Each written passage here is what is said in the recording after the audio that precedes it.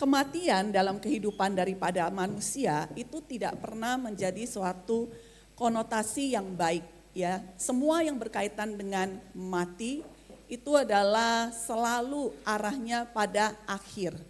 Semua daripada kematian, sekalipun memang kita belum mengalaminya, ya, karena kita masih ada di tempat ini, tapi saya percaya banyak dari saudara itu sudah pernah mengalami keterhilangan oleh karena kematian, ya. Saya punya orang tua tinggal satu, ayah saya sudah berpulang, sudah mati. Oke, puji Tuhan, mati di dalam Tuhan.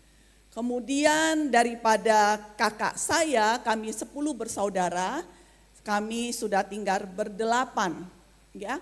Saya sudah kehilangan kakak laki satu, tapi saya nggak punya kedekatan yang terlalu sampai gimana dengan dia. Kemudian saya juga sudah hilang, ya, sudah selesai masa daripada bersaudara, ya, dengan kakak perempuan saya. Bedanya adalah saya dengan kakak perempuan saya ini saya dekat sekali, jadi kehilangannya lebih terasa.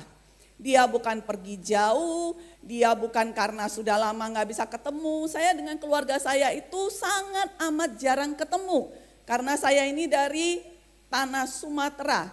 Jadi sejak daripada saya ini masuk ke Pulau Jawa, ya, 30 tahun yang lalu, saya bertemu dengan orang tua itu bisa dihitung jari. Tapi saya tidak bertemu dengan mereka, saya tahu mereka masih ada di dunia ini, betul? Tapi ketika kemudian papa saya meninggal, rasa rindu, kangen, dan ada saatnya hati ini kerasa kayak ada rasa sakit itu adalah ketika dia sudah berpulang. Kematian memisahkan dengan kita yang masih hidup ini. Maka ketika kita masih hidup, kita melihat pada kematian, kita rasanya mau usir dia, hus, jauh-jauh, kayak gitu, ya. Tapi ada satu kematian yang itu sungguh kematian yang beranugerah. Jika dia tidak mati, apa yang akan terjadi dengan kita? Saudara tahu apa yang saya maksudkan? Siapakah dia itu? Yesus yang jika dia tidak mati, saudara pernah bayangkan gak hidupmu itu kalau Yesusmu itu tidak mati? Halo? Banyak orang yang belum punya Yesus dalam hidupnya. Kita pernah menjadi orang yang belum memiliki Yesus, betul? Jika kita rasakan kehidupan kita sebelum memiliki dia dan sesudah memiliki dia, perbedaannya di mana? Pernahkah engkau merenunginya? Dan jikalau kita berandai-andai, puji nama Tuhan, kalau kita ini sudah benar-benar hidup di dalam Tuhan, kita sudah tidak mati lagi. Kematian kita adalah kematian yang itu nanti akan sungguh-sungguh kita nantikan pada satu waktu. Mengapa? Hanya ketika kita mati di dunia ini, kita akan ketemu dengan Tuhan kita. Amin. Walaupun kita sekarang ngomongnya ya jangan sekarang lah Tuhan. Ya, nggak apa-apa. Tapi ada kepastian yang sudah diberikan oleh Dia. Tapi bayangkan jika engkau tidak punya Yesus. Atau jika Yesus tidak pernah mati di kayu salib itu. Kehidupan apa yang akan kita jalani? Kita bisa lihat pada orang-orang yang tidak punya Tuhan. Kemalangan manusia yang hidup di dunia ini banyak sekali. Betul? Kemalangan orang benar kurang banyak? Halo? Sekian banyak orang, ini lumayan banyak ini ya. Ada 3 orang yang tidak bisa mendengar. Ya kan? Sugiarto, Intan, Queen putri saya. Kemalangan mereka lebih daripada kemalanganmu dan aku, betul? Tapi mereka punya Tuhan, mereka punya Yesus. Yesus yang mati bagi mereka. Yesus yang mati bagi engkau. Yesus yang mati bagi aku. Dan dia sudah mati. Maka ini menjadi suatu kematian yang dalam kehidupan manusia yang memperoleh anugerah tersebut, kita melihat kematian berbeda. Amin. Suatu hari kematian itu akan datang. Kita gak bisa kok. Tuhan sudah menjadi suatu kedaulatan. Ketika Adam dan Hawa jatuh dalam dosa, kematian itu juga suatu saat akan menghampiri kita. Akan menjadi bagian daripada kehidupan kita di dunia yang sudah jatuh dalam dosa ini. Tapi pada saat itu tiba, seharusnya engkau dan aku akan menghadapi kematian itu tanpa rasa takut. Amin. Karena kita tahu kita punya jaminan. So, Good Friday, Jumat yang agung itu sesuatu yang sangat amat penting dalam keimanan orang Kristen. Melebihi bahkan Natal. Kalau kan kita manusia suka ya nomor-nomorin kayak gitu. Di dalam Natal, inkarnasi Kristus bukannya kurang penting, penting sekali. Karena itu adalah dalam bahasa manusia suatu start, suatu dimulainya daripada Injil, penyelamatan engkau dan aku. Tapi jika Yesus adalah seorang yang mau hidup di dunia ini, mau banyak pelayanan, mau banyak nyembuhin orang, mau lakukan begitu banyak kebaikan bagi manusia, dia nggak mati-mati. Apa yang akan terjadi dalam kehidupan kita? Kita tidak di Israel, betul? Kita tidak di sana. Ketika inkarnasi terjadi, manusia Yesus yang mengambil daripada posisi seorang manusia yang seutuhnya, dia dikunci dalam kemanusiaannya. Secara geografis dia adanya di sana. Zamannya pada saat itu 2000 tahun lalu yang lebih. Apakah Yesus itu nanti akan seperti manusia-manusia atau film-film yang kita tonton? Yang gak bisa mati. Semua sudah mati, dia terus. Ya, kalau drakor itu ada itu, walaupun gak boleh sebut merek, ya inilah ya, Goblin itu ya kan. Masa berganti, dia selalu hidup sehingga dia jadi orang kaya. Tapi gak akan semua dan kemungkinan besar kau dan aku tidak punya waktu untuk bisa bertemu dengan dia. Saudara bisa bayangkan itu? So, Yesus yang lahir sebagai manusia harus juga menghadapi kematian. Salib itu adalah suatu kematian, fase yang penting sekali bagi engkau dan aku supaya bisa diselamatkan. Sampai di sini kita paham? Maka Good Friday, Jumat yang Agung 2026 ini saya renungkan, ini dia. Salib bukan akhir. Kematian bagi engkau dan aku bukan akhir. Amin. Saya memiliki ayah yang kemudian meninggal berumur 96 tahun. Secara tubuh dia udah capek banget hidup. Ya. Sehat 95,5 tahun sehat. Ya iya dong bisa hidup. Dia gak pernah loh itu sakit yang tergeletak gitu. Enggak. 5 bulan saja sakit. Dia minta dipanggil Tuhan. Tapi harus Tuhan Yesus, puji Tuhan itu. Ya. So, di ujung sana mau 96 tahun, mau 9 tahun, mau 9 jam, jika itu adalah orang-orang yang memiliki iman di dalam Kristus, kita enggak pernah takut pada kematian. Karena kematian bagi kita itu adalah salib yang sudah diberikan Tuhan. Dan salib bukan akhir. Amin. Mari buka bersama atau bisa dibaca bersama ya. Mazmur 16 ayat 10. Baca dengan keras dan lantang. Ini adalah ayat yang memerdekakan kita. 2, 3. Stop, kurang. Biasanya saya jarang suruh baca firman yang keras lantang ya kan. Tapi kali ini coba baca dengan penuh kegagahan dan penuh rasa syukur. Oke? 2, 3.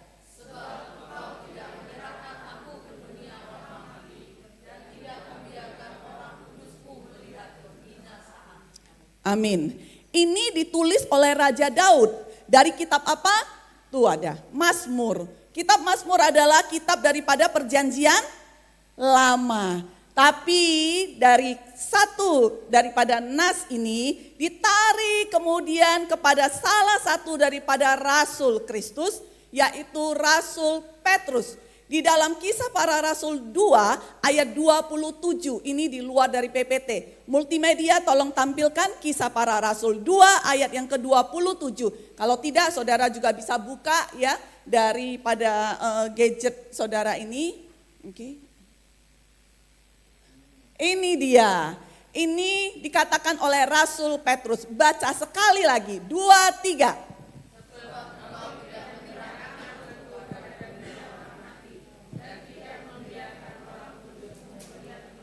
Katakan bersama, amin. Petrus menerima, memahami, dan menghidupi firman ini. Satu firman yang diberikan oleh Yehova kepada hambanya, yaitu Daud. Dan ini dibawa melintasi zaman dan sampai di dalam perjanjian baru. Dan pada masa itu di mana kekristenan itu tidak mudah. Semua yang itu percaya kepada Kristus itu selalu akan siap untuk mati. Dan Petrus mengulangnya lagi ya, bahwa Tuhan itu tidak pernah ada dalam rancangannya untuk kita ini ada dalam kebinasaan. So engkau dan aku harus mengerti akan arti yang sesungguhnya daripada salib. Kalau kita lihat salib, apa sih yang kita lihat? Ketika kita ingat salib, apa yang kita ingat? Ketika kita ini berdoa kepada Yesus, Yesus yang seperti apa sebenarnya? Oke? Nah, maka dari hal ini, apa yang kita lihat dari salib? Tolong tampilkan.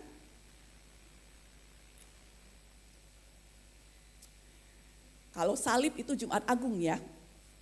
Itu dia ya, tampilkan aja semuanya. Sampai hari ini belum ada film tentang salib karena belum dibikin lagi ya. Susah sekali mengungguli dan bisa membuat yang lebih bagus daripada Passion of the Christ. Oke? Sekalipun kayaknya sekarang udah jarang, masih ada sih. Ketika itu sudah mulai berbicara tentang Jumat Agung, ibadah-ibadah di gereja itu memberikan tayangan daripada film Passion of the Christ. Betul?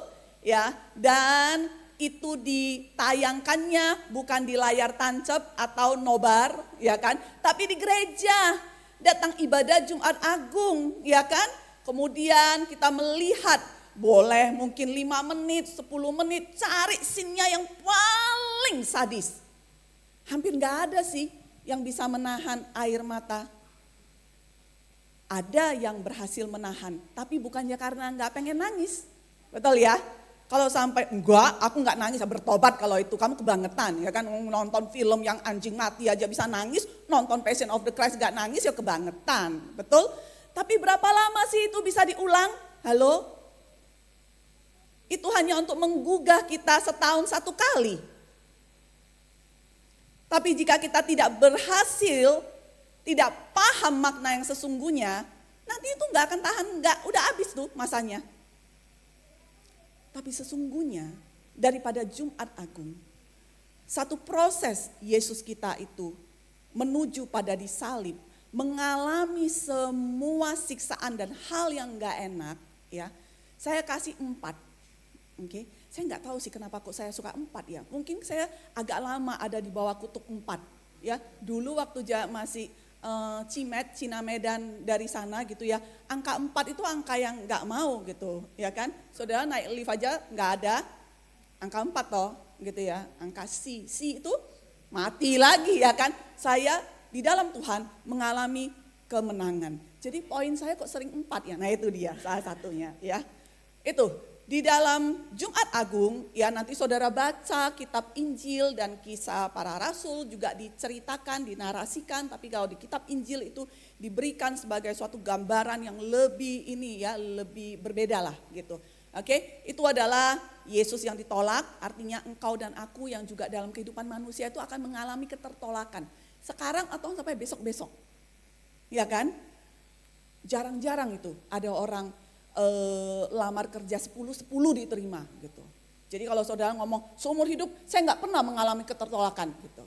Kamu belum pernah kali kejar ini ya kan, cewek-cewek paling cuantik gitu mungkin gitu kan. Kehidupan manusia, kehidupan yang nggak mungkin akan yang namanya tidak ada rasa atau mengalami tertolak. Oke? Yesus sudah ditolak kok. Kemudian disiksa. Kamu dan aku tuh mengalami ya yang namanya disiksa. Betul?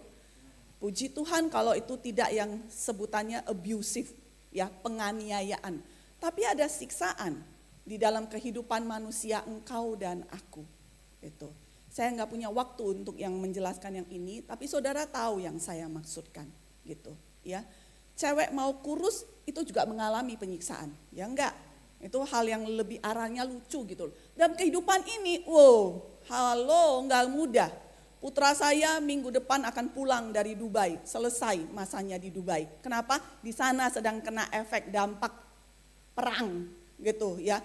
Walaupun tidak sungguh-sungguh ada dalam arena peperangan, jiwanya itu terasa disiksa sekali. Saudara bisa bayangkan jika saudara mengalami apa yang saudara tonton di dalam film, lagi makan enak, tiba-tiba ada suara getaran, ada goncangan sedikit, bukan gempa, tapi ada suatu ya, yang begitu itu.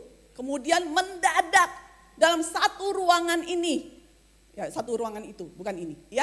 Itu orang-orang yang sedang makan dalam 3-4 detik sebelumnya itu tidak ada apa-apa, tiba-tiba semua HP menyala notifnya.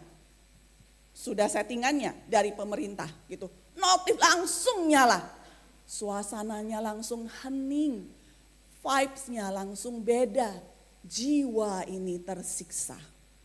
Sudah paham? Itu hidup manusia.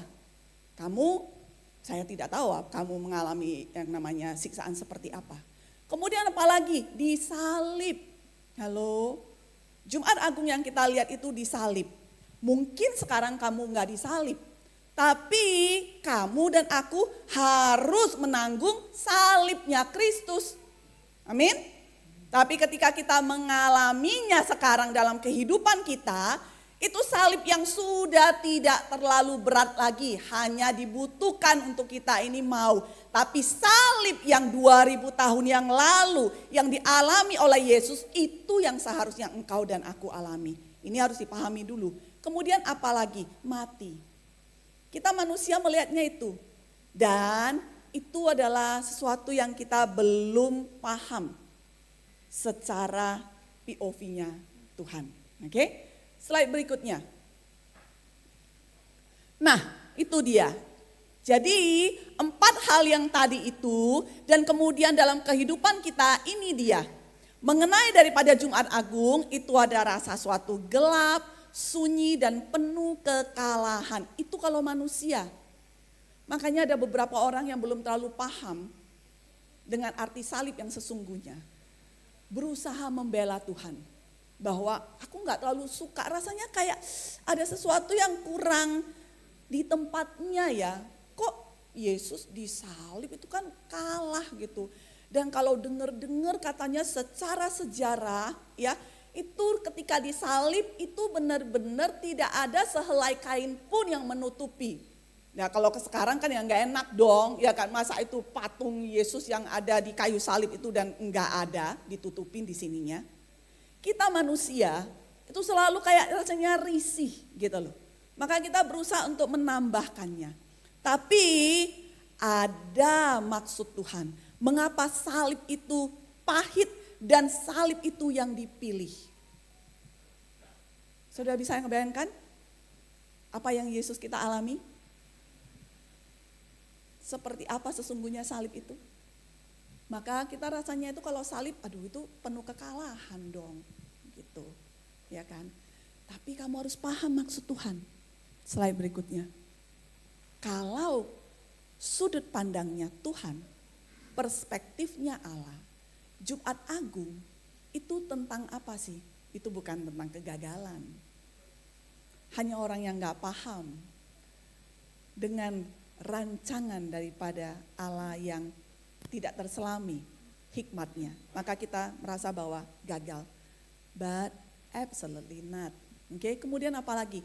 Sekali lagi, itu bukan akhir. Itu diperlukan. Karena apa? Kalau nggak mati, nggak bisa hidup dan bangkit kembali. Betul? Dan akhirnya adalah apa? Salib itu adalah bagian dari rencana penebusan. Jika Yesus tidak mati di kayu salib, maka engkau dan aku itu tidak akan pernah mengalami kehidupan kekal. Langit dan bumi yang baru tidak akan menjadi bagian dari kita. seperti orang lain semuanya. Hidup di sini sekali dan ketika mati, apa itu? Aku nggak tahu kok itu mau kemana. Selesai, the end, akhir. Oke? Maka ada yang bilang bahwa nanti akan bisa dilahirkan kembali, gitu ya. Ada yang namanya ini dan itu apa segala macam, tapi enggak. No. Maka salib dibutuhkan karena hanya Yesus yang mati itu yang bisa menebus engkau dan aku. Amin. Nah, yang berikutnya lagi sebelum nanti saya narasikan lagi ya. Slide berikutnya ini dia. Maka Mazmur 16 ayat 10, Kisah Para Rasul 2 ayat 27 ya, itu memberikan suatu jaminan yang kalau jaminan, apalagi kalau orang kasih jaminan, yang kita lihat itu jaminannya atau orang yang memberinya? Halo? Orang yang memberikannya, betul enggak? Mau itu jaminannya 3M hari ini ya kan? Ini ibu kalau masuk ini membernya cuma 2 juta loh.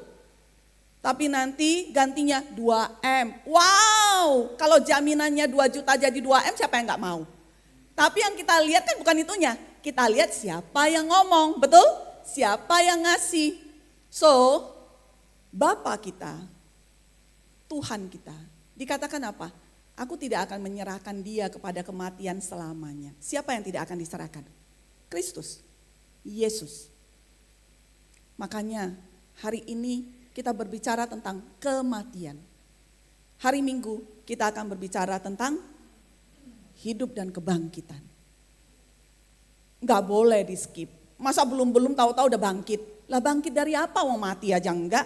Betul enggak? Harus mati dulu. Maka penderitaan Kristus itu nyata. Itu kamu harus pahami dulu. Tapi bukan sia-sia. Amin. Perempuan-perempuan yang melahirkan sudah tahu bahwa ini layak untuk aku alami. Rasa sakit ini, karena rasa sakit ini gantinya hasilnya apa? Anak misalnya, betul? Penderitaan daripada yang sekarang apa? Itu hasilnya yang begini dan begitu dan apapun itu. Dan penderitaan Kristus salib itu nyata. Tapi sekali lagi gak sia-sia. Kemudian kematian Kristus itu total ya. Jadi kalau ada orang menafsirkan bahwa wah itu enggak mati gitu ya kan. Tapi kemudian kenapa kok enggak ada, itu ada ya, dicuri atau apa, diselamatkan muridnya apa, enggak. Kematian Yesus adalah kematian yang total, mati titik. Oke, tidak ada kayak lagi kehidupan di dalam tubuhnya itu. Tapi itu bukan final, karena ini kematian yang beranugerah, ini kematian yang berbeda. Halo, dia harus butuh mati dulu supaya dia bisa mengalahkan maut. Sehingga engkau dan aku satu hari ketika kita mati, kita bukan dikalahkan maut. Amin. Ketika kita tutup mata di dunia ini, kita buka mata di dalam kerajaan Allah. Amin. Dan yang terakhir, maka jemaat Tuhan sekalian semuanya ya, udah? Ini, Jumat Agung itu bukan sekedar cerita. Kita bahkan rasanya yang gak tepat toh kalau nonton Passion of the Christ tidak di Jumat Agung, benar enggak? Atau kalau saudara kerasa putus cinta tapi kurang bisa nangis gitu ya, cari nonton film yang paling sedih, yang paling bisa bikin nangis, kok tetap nangisnya kurang plong ya. Terus nonton Passion of the Christ gitu, ya enggak, benar. Passion of the Christ itu hanya cerita yang kira-kira 2 jaman. Tapi apa yang sesungguhnya daripada kisah salib itu bukan yang fiktif. Itu tercatat secara sejarah. Amin. Dia benar-benar. Nah, maka sebenarnya salib itu, Jumat Agung itu tentang apa? Buat saya itu adalah suatu deklarasi, suatu proklamasi, sesuatu yang itu diberikan sebagai satu kemenangan bahwa apa? Kematian tidak berkuasa atas Yesus dulu. Dan karena itu penderitaan juga tidak berkuasa atas kita. Amin. Maka kalau nggak ada salib, saya nggak bisa bayangkan kehidupan saya seperti apa. Saya sudah melihat banyak orang tua yang punya anak-anak yang tuli, anaknya dia. Mereka bisa lalui, tapi lalui di dalam lembah-lembah yang kelihatan tidak ada terang sama sekali. Saya melihat pada diri saya. Saya juga adalah seorang tua dengan putri yang tuli. Tapi di dalamnya saya benar-benar tidak pahit hidup saya. Saya mengerti ada rancangan Tuhan. Dan semua itu karena apa? Ada Kristus yang mati, bangkit, hidup. Amin. Karena Allah tidak meninggalkan Kristus. Kita punya kepastian. Jadi bagaimana mungkin kok kamu ini tidak punya keyakinan bahwa Allah itu meninggalkan atau forsake you? No. Tanda daripada Yesus di salib itu adalah kamu yang sekarang ini. Siapa di sini yang tidak punya pergumulan? Angkat tangan. Siapa di sini yang sudah bahasa tanda kutipnya financial freedom? Angkat tangan. Siapa di sini yang hari-harinya itu dipenuhi dengan sukacita berlimpah-limpah? Angkat tangan. Itu ada, tapi untuk kita bisa merasakannya, kita butuh firman Tuhan yang hidup. Amin. Itu ada, tapi untuk bisa mengalaminya gak semudah itu. Betul? Harus paham dengan salib. Salib itu memberikan kepada kita suatu jaminan. Tuhanmu tidak meninggalkanmu. Amin. Sekelam apapun yang akan kamu hadapi, segelap apapun jalan yang akan kamu lalui, kamu akan senantiasa mendapatkan terang itu ketika kamu punya salib Kristus. Amin. Mari bangkit berdiri. Terima kasih Tuhan. Terima kasih. Terima kasih.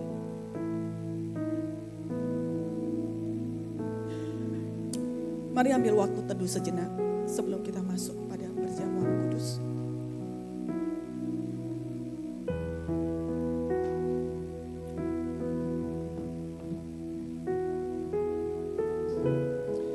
Pejamkan matamu, tolong turuti daripada arahan saya. Ya, pejamkan matamu. Jika kamu itu gamang, rasanya kalau pejam mata terusnya gimana? Pegangan aja di depan kursi itu. Tapi pejamkan matamu supaya kamu bisa teduh jiwa dan hatimu dan tidak terganggu, juga tidak mengganggu kanan dan kiri. Anak-anak ya yang ikut ibadah, roket, anak remaja, pejamkan matamu.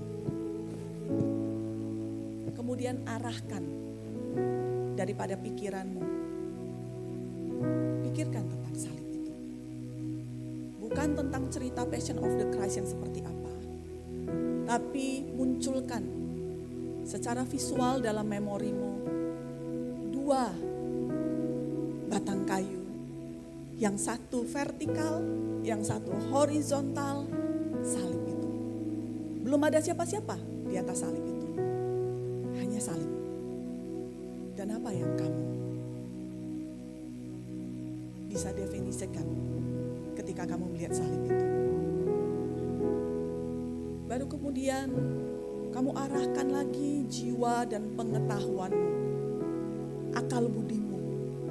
Salib udah gak ada lagi pada zaman sekarang. Salib yang sekarang kalau sampai ada, itu sungguh-sungguh penganiayaan apa segala macam. Tapi salib pada masa 2000 tahun yang lalu, masa ketika Tuhan Yesus itu kemudian dinaikkan di atas kayu salib. Kita yang sekarang di bawah melihatnya. Apa yang kita pikirkan? Tanpa salib, kamu dan aku satu waktu akan selesai. Gak ada kemenangan dalam kehidupan ini. Semua pencapaian kita di masa kita hidup ini gak akan ada gunanya. Gak ada. Mati, selesai. Harus ada salib itu.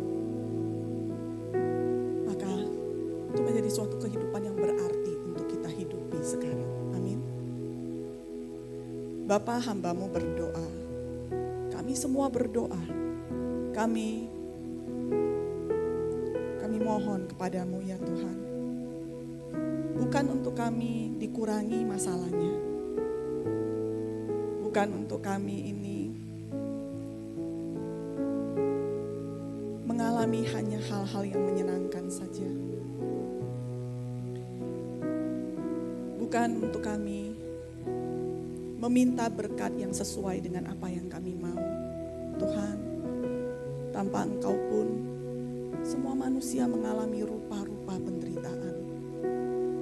Tapi terpujilah nama-Mu.